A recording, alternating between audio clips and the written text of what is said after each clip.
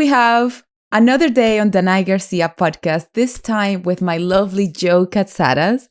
Jo is our a custom designer on Fear the Walking Dead. She actually started with us from like season 3, right? In Mexico.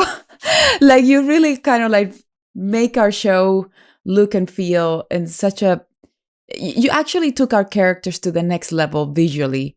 And I always told you, Jo, that, you know, no matter how much gore and blood and stuff come in my face, as long as I look good, that's all that matters. It's like, that's all that matters. And Jo, you know, bringing you here was actually like a dream come true, because I feel like the process that custom designers, you know, your process is so personal, so honest. So it's like you're like the first step that an actor, you know, should see. It's like, what's your body, how can you dress this like actor, and how can you dress the character? I feel like you do double the dressing, and those are things that I never got to tell you, but I really truly admire that you actually highlight the best in the actor and the best of the character. And I wanted to ask you, first of all, how do you discover this in your life? How do you start this? Danay, first of all, I want to say that I'm so honored to be on your show. I've been watching a lot of the podcasts and I love them. So it's an honor to be a part of this. So thank you. Thank you for this. My beginnings, as you know, I was born in Cyprus and grew up in South Africa. We went to South Africa when I was 5. And as a 5-year-old child, I was overwhelmed with color, and my senses took in so much. Both countries are very colorful. Yeah. So growing up, I just had this curiosity, people, cultures, the way people behave, psychology. It just always interested me. And then I started sewing at the age of 8. Very young. And I had this natural flair of laying my friends down on the fabric, and I would cut around them. You know how good I am with the scissors, right? Yes, you are. Bring the scissors, please. And you're like, oh, yes. Gosh, she's going to destroy this. So I would just cut around and things seemed to fit. So I would create that way. I didn't know the correct way of designing, but I would follow my intuition and how a line would go. Oh my God, there goes the church bell. Here goes the church bell. You're in Cyprus. Can you? I love it. It's the best. It's the best. I forgot that every day at 6:30 the church bells go off. Anyway. It's great. It's great. Yeah. So when I did finish school, it was a toss-up between architecture and fashion. I wasn't enthralled by fashion as such. I could sew, but I was more interested in individualistic stuff, character stuff, how somebody wears something. I mean, I can make you a dress and you can wear it differently, Alicia can wear it differently, and Jenna Elfman can wear it differently. Right. It's about the personality that comes through. So that's what I was interested in, the character. And I had very itchy feet to travel. And architecture in those days was like 7 years of study. And I was like, oh, gosh. No, too much. So I chose to do fashion, and I got into, because I was at art school, I could draw and I could sew.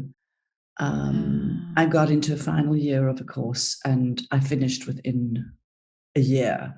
And I got taught the practical side of pattern cutting. So it's from putting the idea onto 1 dimension and back into 3 dimension. Oh, wow. Which is very similar to architecture, actually. I was going to say, right? It's an idea, you put it on the paper, on the plan, and then it becomes 3-dimensional. So the two are quite related. So it's both have interested me a lot. Anyway. Wow.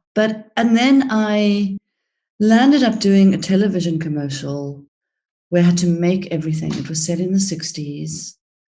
And I had to make everything for the commercial. And it was just, I believe that your career finds you. And I remember also I was at art school, we had a sculpture teacher who told us that we would have a job and we would have a hobby. Mm-hmm. And that some of us would be fortunate enough to combine the two, and that would become a career. Wow. Otherwise, we have a job that puts food on the table, and you have a hobby, which is the thing that you love to do. So brilliant. I was very fortunate to combine both and have a career.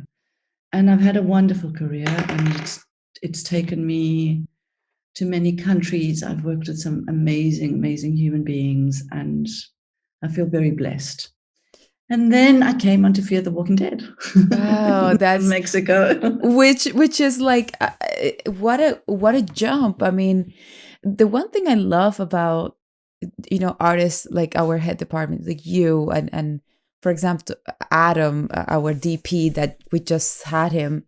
You guys jump from universe to universe with crews, actors, stories, countries, cities, and it feels like you take it all in.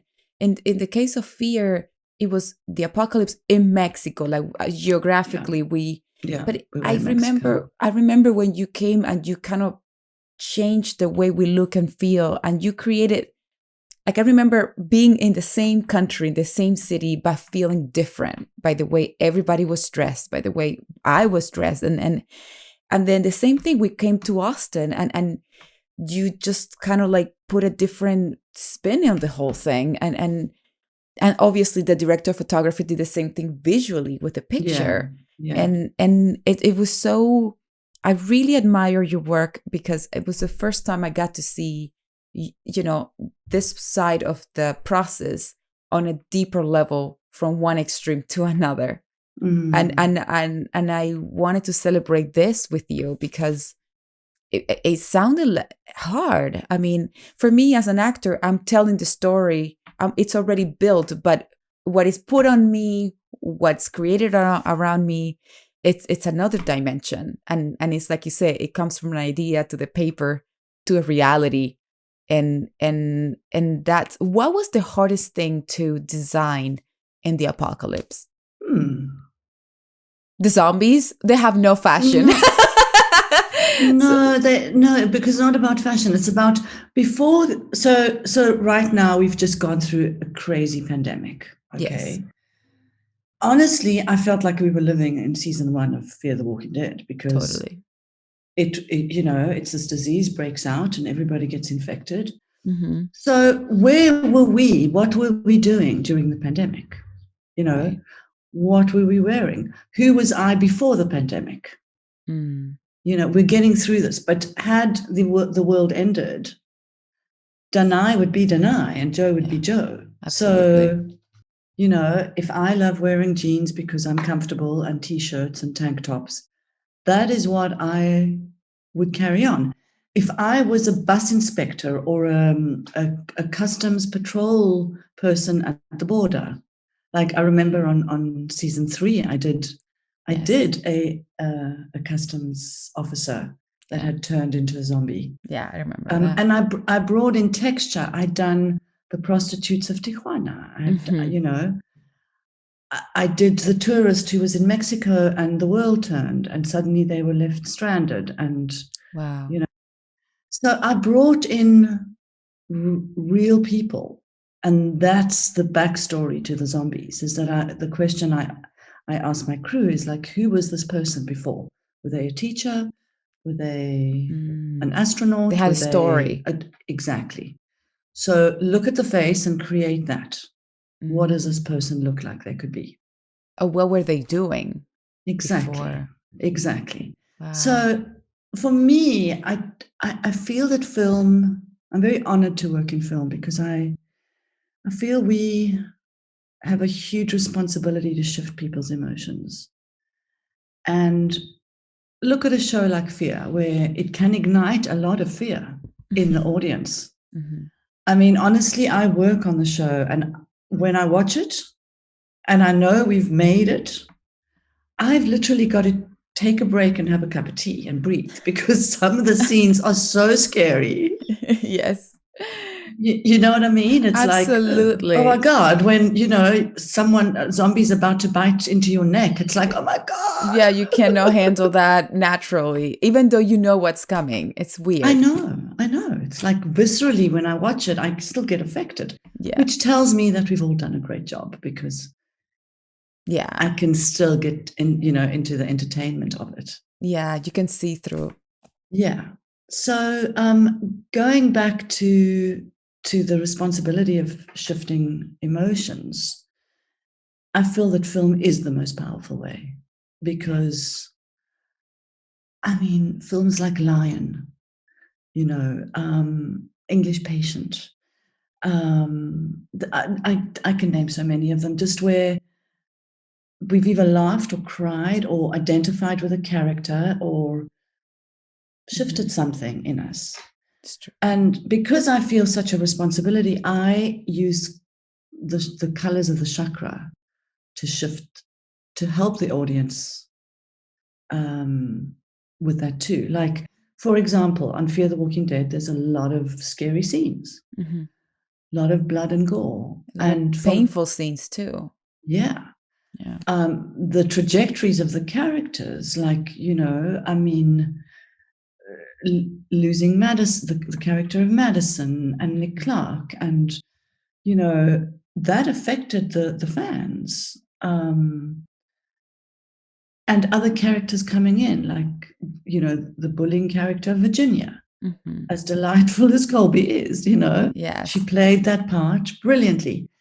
Yeah. And for me, I want the audience to always engage 100%, not only in the narrative, but visually, unconsciously. Mm. So Bernardo, Adam, and I, and Colin work very closely together in creating a canvas, because that's what it is. Right. And Jala, because we have two alternating DOPs. Yes. So it's a team collaboration of painting on the same canvas, and that includes you guys. Mm-hmm. And that includes what you're wearing. So often I know you would say to me, why am I wearing green? Like, I know. And why am I wearing green? And I remember I called you because Frank Delane and I were like, we're both wearing green. Let's call Joe because we look like we're too close. And I remember your answer was like, it's the chakra of the heart. You told that to Frank. And I was like, what did she say? Well, she said that it's like some chakra of the heart. I was like, oh my God, that is such a Joe answer. But, Frank wouldn't register that right away. So I had to explain it, they're chakras and she's choosing the chakra of the heart because, we are losing you. And that's kind of like our way, subconsciously, a way for the audience to receive that loss, right? How does that work exactly? So many years ago, I designed a movie called In My Country, which starred Samuel L. Jackson and Juliette Binoche. Wow. And it was about the Truth and Reconciliation Commission that Bishop Tutu had done post-apartheid.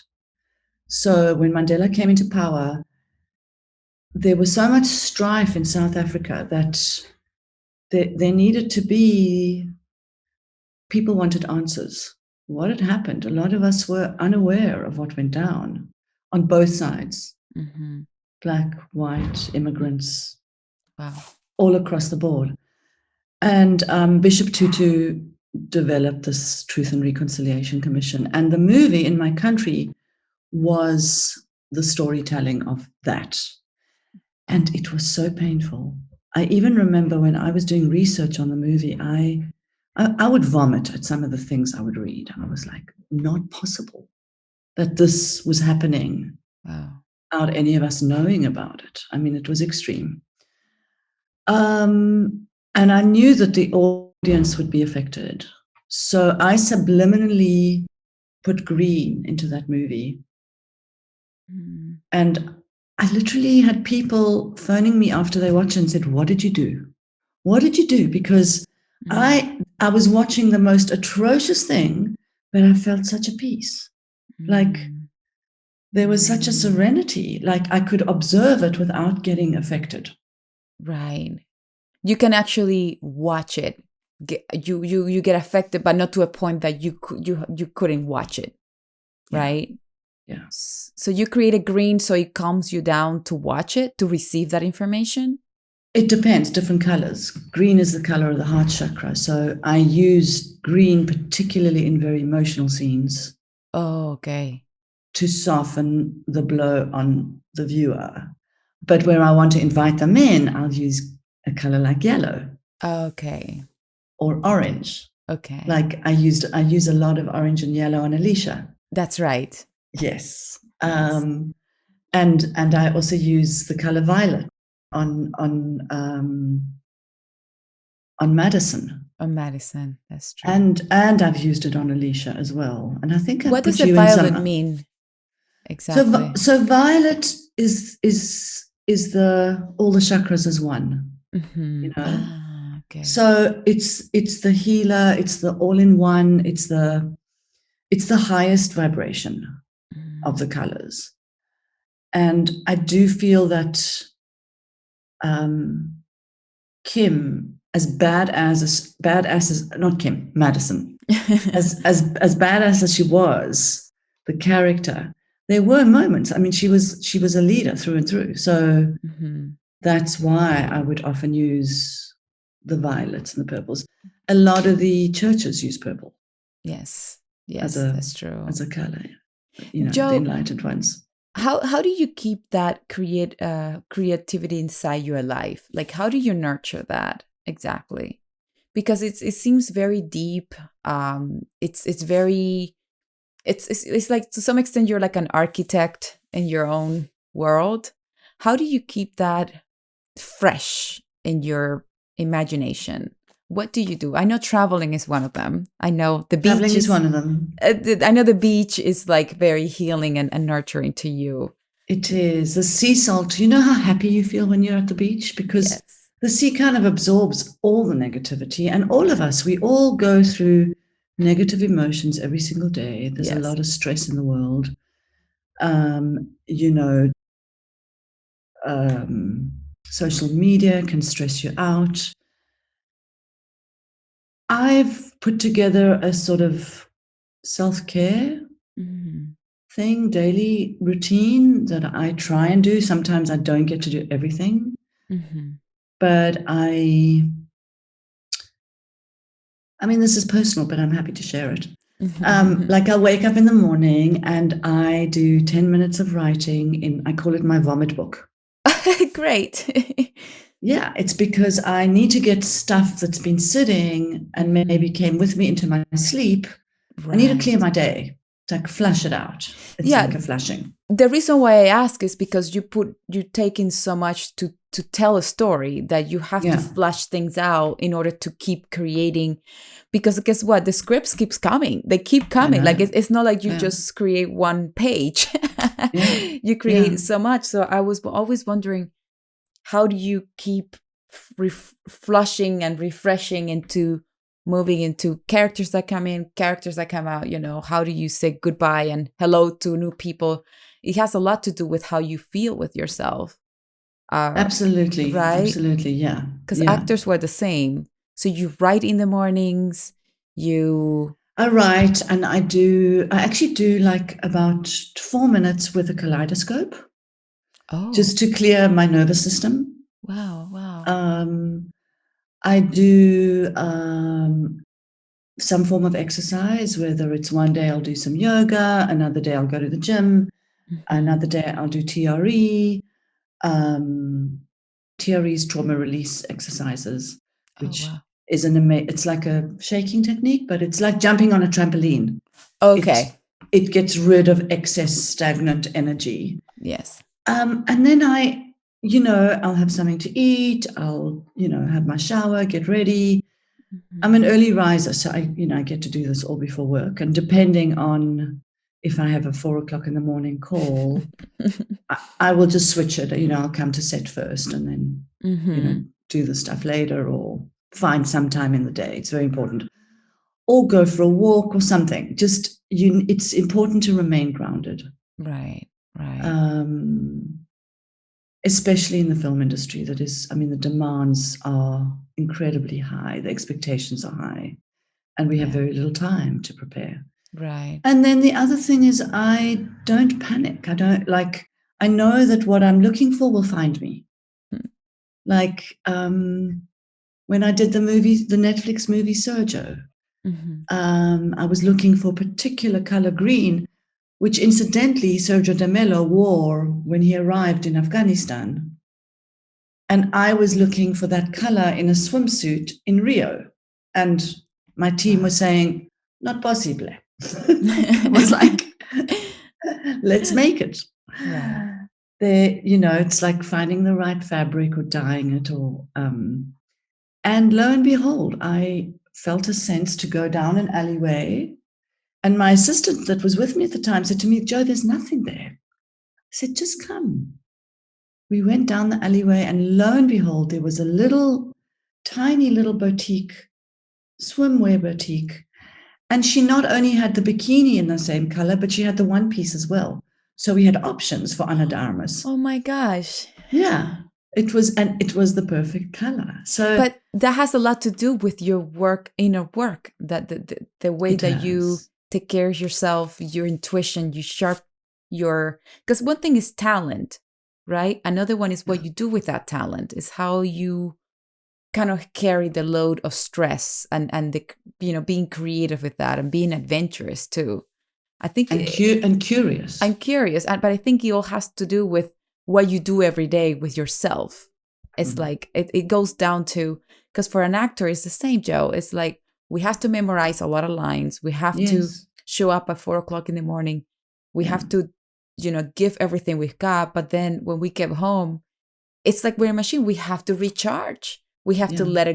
let the apocalypse go, let the clothes go, Yes. let those, the dirt, wash it out and Yeah. meditate. Like, how can you recharge for the next day? It's, what you do in between really defines what you're going to do tomorrow. And it's interesting because we go through the same thing too. Like, sometimes we don't know how a scene is going to turn out. It's like you. No. How Yeah. do I know where am I going to find this piece of swimsuit? I don't know, but I know what I want.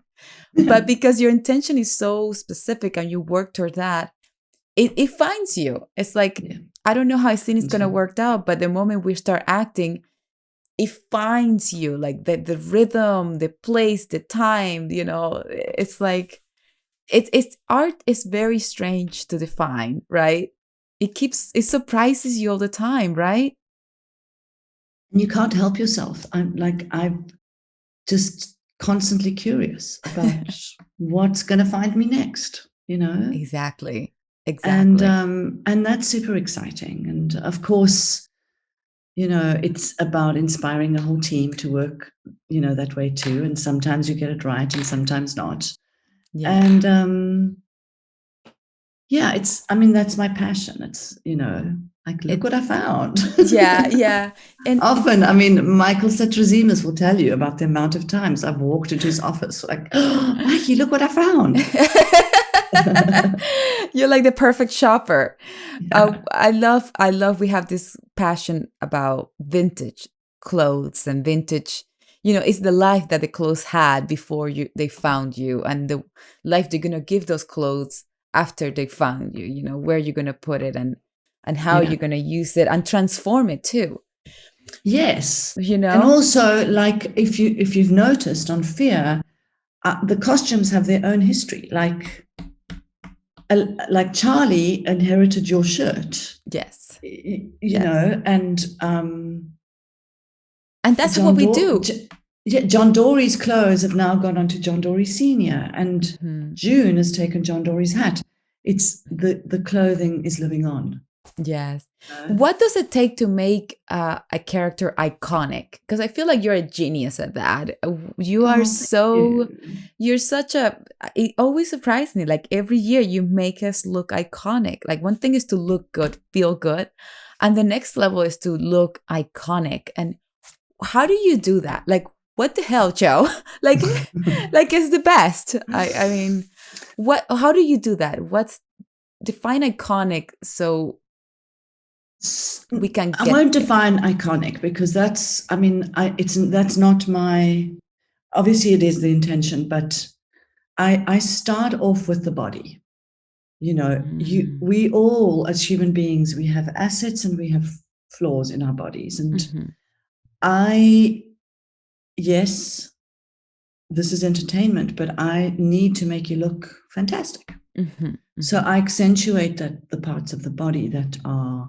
So that's why you always see me with the scissors, because it's always about dimensions. Oh, okay. It's I can have you in a pair of jeans, but if I just cut and nip that a little bit, it'll accentuate your hips more, or lengthen your Right. leg, or Oh, I have a sock fetish, but the sock fetish, yeah. sometimes I'll team it up with a boot where it'll draw the eye to the leg and it'll ground you, Mm-hmm. almost giving you like a bit of a superhero feel. Right. Um, I mean, on TV, a lot of it is here, but on a show like Fear the Walking Dead, where there's so much action, It's like long. we see the soles of the zombies' shoes. It's You impressive. know, Yeah. it's so for me, like every detail, even the background is as important as the foreground for me, because the way our directors shoot, and because it's such a stunt heavy Mm-hmm. show, anything can change. Wow. So if we're prepared for everything, then we succeed, because the camera could, there's a kill and the stuntman fell the wrong way, and Totally. we'd have nothing to hide because everything is perfect. Yeah. And so going back to the lead characters, like I've taken what the character means, their presence on the show. I take their body. I take what they communicate. Mm. Um, The struggles too, like the what struggles they're they're going overcoming, through. right? Yeah. Yes, The yeah, obstacles. the obstacles. And then I always add a little bit of fun to it, like I'll add little interesting details. And it's amazing because fans really They pick up on notice. it. Yeah. They pick up. It's Like I had another John Dory's bandana sticking out of June's little pouch, just a mhm. tiny bit.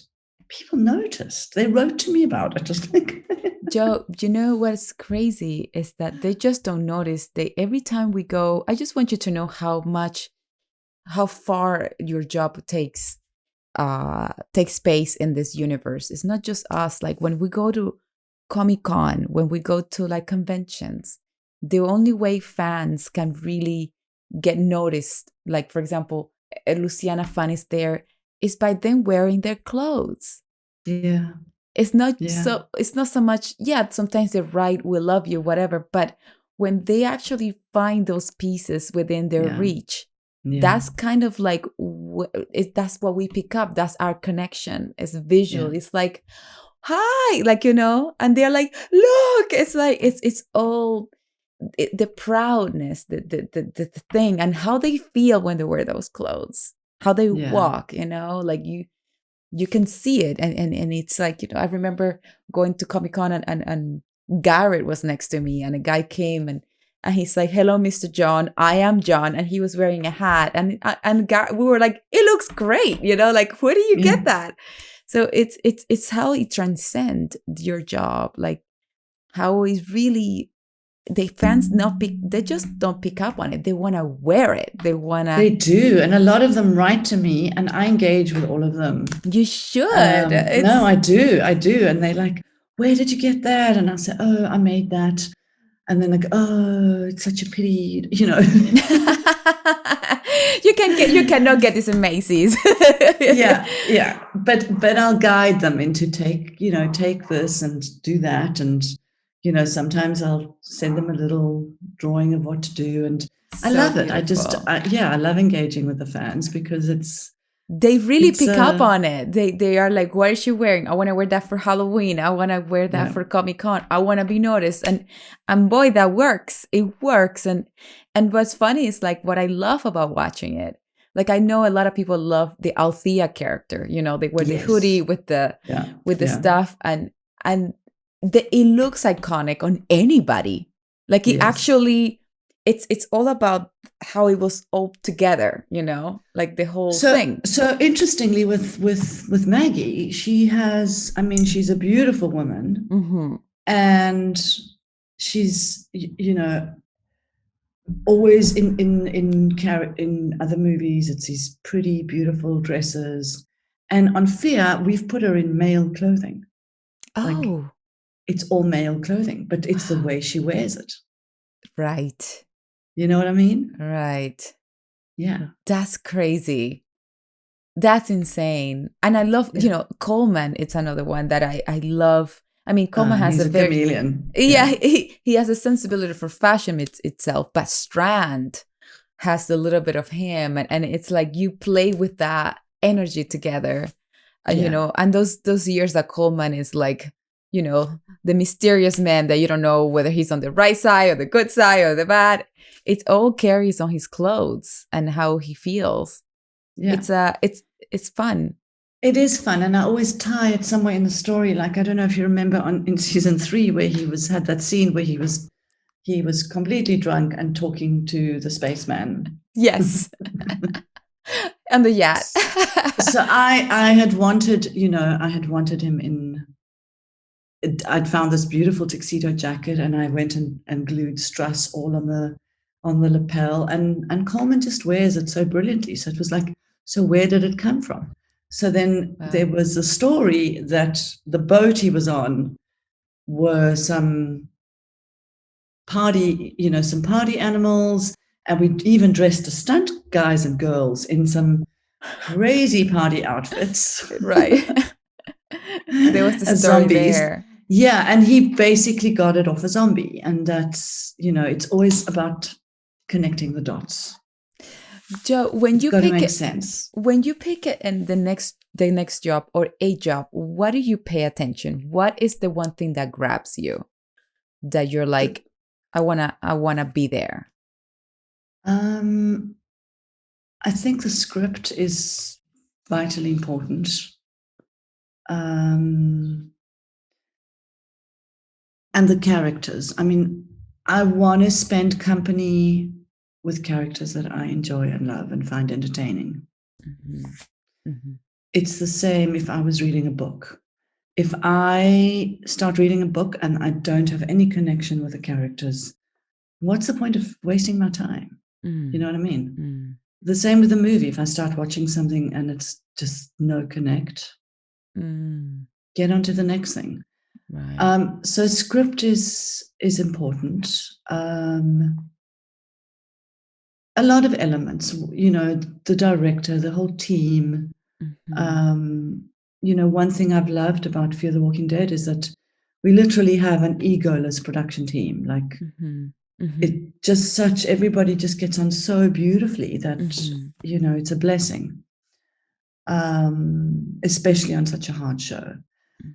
And then there's, you know, I've got to connect with the story. If I don't, and also if I don't start seeing the visuals in my head, from the very first time I have a cup of tea in the script, I won't do the show. I would rather not have work. So the visual is like a sign, right? Absolutely. If I don't see the pictures, I'm not going to force myself. Wow. Just for the job. Wow. Yeah. Wow. That is interesting. Yeah. I won't do it. So the visual is like, what is the calling? It is, yeah. It is the calling. Yeah. Every time I think of you, yeah. Mm-hmm. No, and then if, you know, when I talk to the director, and if we can get into, if we have similar vision, then it's a clear, you know, resonant yes, you've got to do this. Right. You know, there's many times I've turned something down, or I didn't get something because there wasn't a connect. Wow. You know, it's the same with you. Like, you'll read a script and you'll audition for a part. Yeah, it's the same. Is it you? Sometimes you love the script. You're like, okay, I'm feeling it. And for actors, it's not just the visual. You start feeling it, right? You start feeling Yeah, emotions through this yeah, yeah, read, and then you go to the audition and you present your take on it. And yeah. sometimes you and the director meet right there, or sometimes Mm. you find each other's place, or sometimes it's like, oh, I see it completely different, and then you just have to walk away and be like, we tried. But it's a collaboration. It really It is. is. It's like, not every house you walk in is going to be your house, and not every man you Absolutely. meet is going to be your man. Not every Absolutely. job is going to be your job. Absolutely. It maybe has somebody else's name on it. And it's about being gracious enough to say, okay, what else is there for me? Yeah. Yeah. If this isn't, what's next? What's next? Yeah. And being curious about it and excited and okay. Yeah. Every time I Yeah. think of you, I mean, every time we start a new season, I think of you and I see you, and then behind you, I often see like a huge board filled with like pieces of stuff, like from magazines and things and little prints, and it's Yes, like my mood boards. it's like your, what's it called, mood boards. It's my mood boards. They are for me, it's a compass. It's a map. So that, when you work with a big team, it's very difficult to get everybody into your head. Some people find it easy, but some struggle. Not everybody can get into your head. Right. So the mood boards help everybody get on the same page. Because Oh. I can say, I want you to find me a pair of shoes for Danay that is that color. And I can point to something and show Oh. them, or that style, or, Ah. can you age these? I can come with a pair of jeans and say, can you age these to look like that? That's incredible. I mean, visually, when you walk into your office, it's just a Yeah. bunch of little patterns. Like, I don't Yeah. even know what that is. I never would think in a million years that's like a compass or like a map. But it Yeah. makes sense. It's like you kind of put together that for everyone in your department to have a guide, right? It's like your Yeah. own script for people to follow. It's my visual to say, like, give me what's on the board and I'll be happy. That's You know what I mean? incredible. That's what it is. Because Yeah. that's another part of your job, is to make sure that whoever buys stuff for you, Gets me the right thing. Like, it's I synchronized. remember somebody once brought me a vest with 2 horses on the front. Oh. Like, I mean, it was a lovely 80s vest, and it was very chic and Yeah. beautiful, but it just wasn't for the show. It's like, Wow. it was too outrageous for the show. Right. But on another show, it would be perfect. It would be great. Yeah. So the mood board really helps everyone Yeah. gets on the same page. Yeah, and I would always encourage the team to just go and spend time with the mood boards. Wow. If you get lost, because it's easy to get lost. You walk into stores, suddenly pink is in fashion, Right. and then I'm getting everything pink. But or suddenly there's like very big shoulders in fashion, but that's not our show. No. It's never been. It's had very eclectic styling, but it's never been a fashion show. So that's crazy. When the places we're shopping from. The same with vintage. I mean, I'm very inspired by the vintage clothing, but on a show like ours, it's very difficult to use because we need 6 to 10 of everything, because you get blood on you, then you fall in the water, then you've got oil all over you, then you get a stick going through your shoulder. I mean, your leather jacket from season 4, we had 15 of them. 15 multiples with all the various stages, because we never know in the story if we're going to do a flashback or. That's right. So there's a history of them. Okay, that was when she got the stick in her shoulder. That's from when the blood, and then there's history. I had stitches, and it became a piece on its own. So that, and very iconic, so it's about finding pieces, like being selective about iconic pieces, And all I need is one piece, Mm. that'll Mhm. just give that shape. So Mhm. it's about finding, whether it's the pants or the top or the jacket, it's about finding. And then obviously it is very important how you put the whole thing together. That's my next question, Miss Jo. It's like not just putting the whole thing together, it's also how we all look together. Yeah. Like it's like it's putting the whole thing together. You can have the perfect jacket but not the right jeans, but how after you figure it out, like my clothing, it's how John Dory looks next to me, how June's looks next to Alicia. Like it's, sometimes Yeah. we have scenes that we're all together and nobody looks the same. Everybody has his.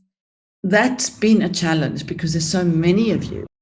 But Yeah. what I did is I stuck to a silhouette for each person. Mm. I gave certain people a particular color. Like we've never seen, like red was particularly used on Althea. Hmm. Yellow was particularly used on Alicia, and Alicia. orange. I used jades and blues and greens on you. So Hmm. I create a palette for everybody. Same with Lenny, and it's very difficult not to overlap Hmm. because there's so many characters. Yes. From the lead characters to the day players to the To the regulars. it's a lot. So that was something I would hold in my brain at all times. Like I would literally go, it's a gift. You see the scenes in, playing out in your head and you go, but Danay at some point in the blue, she's going to connect with Dwight and he's got a something blue. I need to change something. Do you know what Okay. I mean? In the It's like a story. puzzle So that keeps moving. yes, Oh, yes. wow. So to make it all flow and not land up with two people in red, you know what I Yes. mean? Yeah, And it's crazy because everybody's story goes at a different pace. exactly. And you never know. And I You never know where we're sometimes going to end.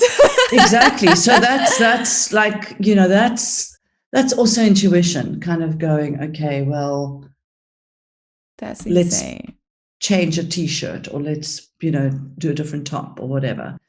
And then the levels of breakdown and the tones. I remember seeing a photograph of all of you on Instagram recently, and I was like, wow, the colors really work. Like, Very, very beautiful. yeah, yeah, And yeah. not just that, we actually feel it. Like, oh, I love that. We're fans of each other's journey. Like, oh my God, where do you get that? Well, it's really, we're just really proud with what we wear. Oh, Jo, when you know, for many artists, like for example, Adam and there's certain things in our lives, in our personal lives, that really change us as humans. And the reason why I'm bringing this up is because I feel like everybody right now, we're all going through changes personally because of the world that we're living in right now. And it yeah. really affect or adapt our creativity or our way to see ourselves as an artist, right? Mm. And like for me, for example, becoming a mother was it transformed me as a human and therefore transformed my take on stories and my capacity to have empathy for characters and therefore the way that I portrayed them. Like for me that was huge. I remember Adam was like, growing up with father and grandfather being kind of royalties in the in the photography world, and what was that one thing that made Jo? Because you are so unique, so profound, so you have so many things. You're so kind. You're so creative. You're so sensitive,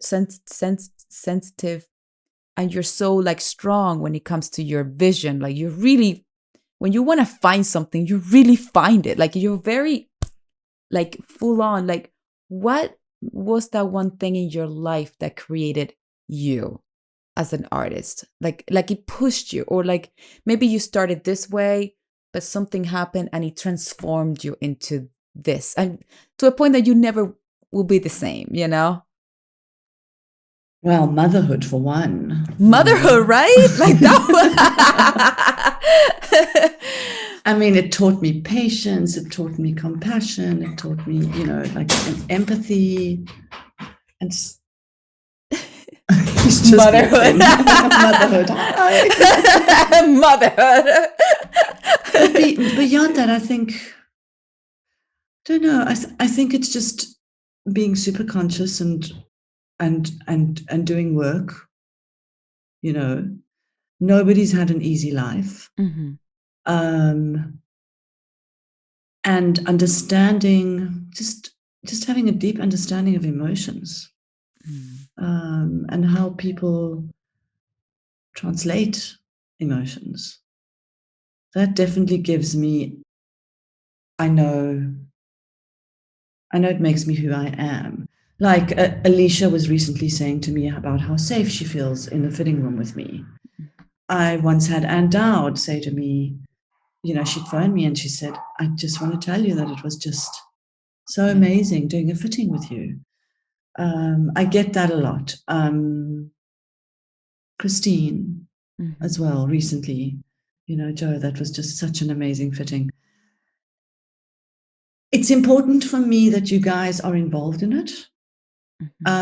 Remember, I also see you in your vulnerability, like, yes, and giving you something to carry with you, giving you your armor to take the character so you can do your job. The costume is so important because that's what we do. We give you your armor to let you walk without worrying about what I look like. or whether it's comfortable. Like running, it's running comfortable. Can I run in these jeans? Can I sit? Can I fight? Can I? And also the weather, like it gets cold, it gets hot, like really hot and really cold. So all that stuff. It's a result of Joe being patient, like empathetic, right? Like you got to that point to give us all those tools to perform because you yourself are a product of basically so much that life taught you, which is actually motherhood. Pack it all up in a huge way. It really stretches yourself in so many levels. Yes, and upbringing and manners and being polite and having a cultural influence. Very, very important. Family is really important to me. And growing up in the Greek community and the good and the bad that comes from that. I mean, I'm sure you've seen My Big Fat Greek Wedding, right? Of course. We all have it. Yes. The crazy stuff that happens with Greek families and Jewish families and Indian families. And it's, it just gives, it's the depth of life. It's the fiber. Yes. It's the solar plexus. It's where everything gets processed. I love that. And some of us have a deep understanding of that and some of us don't. And there's no judgment whatsoever on that. But some people do and some people don't. And I just happen to be one of those that does. And I bring it into my work because it's important for me that you feel comfortable. That's beautiful. And, creating a character, it's always about the fun. The character comes to life in the fitting room. It's about the fun that happens. I have this lovely story with Anika Noni Rose in Number One Ladies Detective Agency, where she played Mama Kutsi. And I put Anika in a particular size of shoe that gave her that walk, that quirky walk, and that happened in the fitting room. It was like, oh my God, look how you walk in this, The same with Garrett de la Hunt as John Dory. He has a particular gait in a particular boot. So it's playing. I can walk differently in cowboy boots or in sneakers as you do in combat boots. Absolutely. or in flip-flops. We have different ways of walking, but I can put you in a particular shoe that is right for the character, and that grounds A your behavior. walk, your Yeah. talk, the behavior, and It's so nice. I remember with Kobe, girl Kobe, played Yes. Virginia when they Yeah. chopped her arm, and how you guys came to build that piece that she will put her kind of like the sling, yeah. That I won't take credit for. That was collared props. That was fantastic. But it was fantastic. He did a great job, but we obviously had to work together because I had then had to cut the sleeve jacket to cheat, so it was not too bulky, because we already had arm in there, and actually in the story it's supposed to be cut. Yeah. So we did work together, but that genius was Colin. it just plays so gorgeous and so beautiful, and she was so, I mean, for the amount of hours that she had to be in that position, she was like, I'm so comfortable and I can take it in and out without hurting my costume, or like, nothing that would take a long time to put it back. The only thing that I came up with is we used the belt as that one. Let's use the belt as that was beautiful, as the sling thing. The arm piece was collared and the belt was me. Jo, what do you visualize as a dream job now, like after years in do you feel like going super clean, like period, like Marie Antoinette, like what would be something that you would like to explore, a universe as an artist? I love working with texture, and I'd love to explore a historical drama. Yeah, right. I'd love to do some theater. I would love to do something super stylized and very imaginative, like a whole new universe. But I guess part of working on movies is creating a whole new universe, no matter what the script is. Yeah, absolutely. So I have a curiosity about what's next for me, and I have a curiosity about, where my world will take me. And I'm totally acceptant of whatever it's going to be. It's going to be good. Yeah, of course. 100%. Yeah. We always dream, like when we are on set, when the waiting process, right? The between the takes, we've been wearing this clothes for a really long time, right? Like, so we usually, actors, we ask each other, like, what would you like to do next? Like, what would be the universe that you would like? And it's really funny and interesting how everybody has a different, some people want to do comedy. And the one thing we all have in common is the curiosity factor of jumping from one universe to the next, and take it all in, because you cannot go halfway. That's the thing. You can't meet anything halfway. When you're in it, you have to be in it all the way. And all the way, yeah, it's got to inspire you all the way. Yeah. Otherwise, it's pointless. Like you said, like that book, like if the images don't pop, you wouldn't go there. Yeah. And also just wanting to spend time with those characters to see, what are their quirks? What are their strengths? What are their weaknesses? Yeah. And how that's going to be translated into costume, right. what. Yeah. What is the story?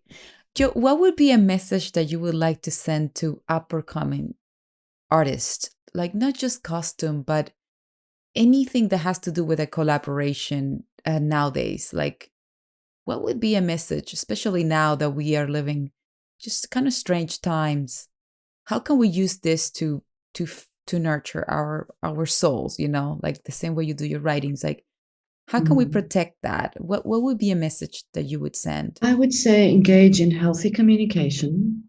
And if you don't know how, then there's skills that you can, learn to communicate healthily. Because I think in today's political and social climate, where everything's a little bit crazy, and there's so much fear and antagonism and all lives matter and Black Lives Matter and, Mm-hmm. the Me Too movement and all that stuff. I would just say what's most constructive is if someone upsets you, it is your responsibility to say, I'm not okay with that, what you did, Mm-hmm. instead of engaging in passive aggressive behavior or, being ugly about something. Mm-hmm. It's not the time. We've all got to raise our consciousness and communicate in a more healthy way. If the pandemic hasn't taught us that, Mm-hmm. then I don't know. Mm-hmm. You know, I mean, life could have gone in a minute, Mm-hmm. It's right? true. We don't know that and we still, I mean, we're starting to come out of it, but are we? There's new strains coming. I don't know. For myself, I think, wow, life is precious. People are precious. Let's value them. Mm-hmm. True. Don't take anyone for granted. Mm-hmm. It's true. That's a beautiful Yeah. message. It's a beautiful message and well said. I feel like if there's one thing we have to learn is to communicate and express each other, express what we feel, and with the intention to contribute and to give. There's no space to destroy or no space to hurt anybody. There's a space to learn together. Like you very well said, Joe. In our business, this job is about collaboration and collaboration in all kinds of areas in our lives. Like we are in this world to collaborate with each other. The moment you leave your house, you're collaborating. The moment you have a child, you're collaborating. The moment you get married, the moment you meet a friend and you care about, you're collaborating with them. You're exchanging thoughts and opinions and lessons and good and bad times. And the one thing that makes it all worth it is what you said, good communication. Because there's no space for more. If there's one thing life taught us is that at least in the past 2.5 years or year, is that life is precious. And like you said, we don't know where this is going to take us. We really don't know. So might as well, let's be the smart cookie here.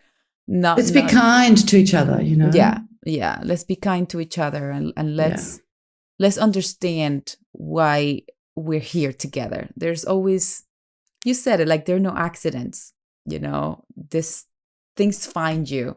This job found me. This job found you for us to meet.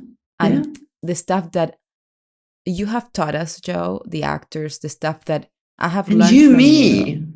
Yeah.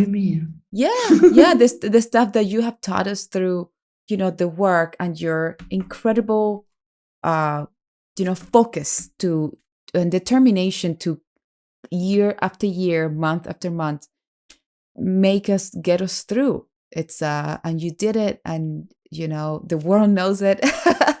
and it's an honor to really have that experience with you throughout so many years, that it really defined my life on the show and these characters that you put together from the start. And every time I see a picture, I see you there. I see everything you've done. It's like every time I see a fan, I see Joe. Every time I see somebody wanting to celebrate the apocalypse, I see Joe. It's like they dress as us. And I just wanted to say thank you so much for that. Thank you so much for giving what you gave and what you keep giving, and which is nothing but love, kindness, art, and good taste. Okay, you have good taste. and if there's one thing you're full of, is like the chakra of the heart. That green color is like it's what Joe is full of, and that's it's important to keep the heart chakra open. Yeah, it's the only way you could be, at your best. And you, if anybody fought for that, is you. And I saw it. It's your work under pressure is really unbelievable, and put us together. Not just me, a bunch of us together equally. nobody it's just it's an art and a gift that you have, and I would like the idea of doing theater with you and doing more television and films and everything that comes after, uh, after this job. Like, you always think of like, what is the next universe gonna take me, and who's gonna Yeah. be there? Yes. It's Very like important. it's really excited. Yeah. So Yeah. thank you, Joe, for being part of this beautiful moment that I No, wanted it's to been celebrate such an with you. honor. What an Oh, honor. Thank you so much for having me on your podcasts. I love them and I'm a huge fan and now I'm on one. yes, you are. You are. This is your moment. This is your minute to celebrate you and your like incredible Thank you. contribution. Yeah.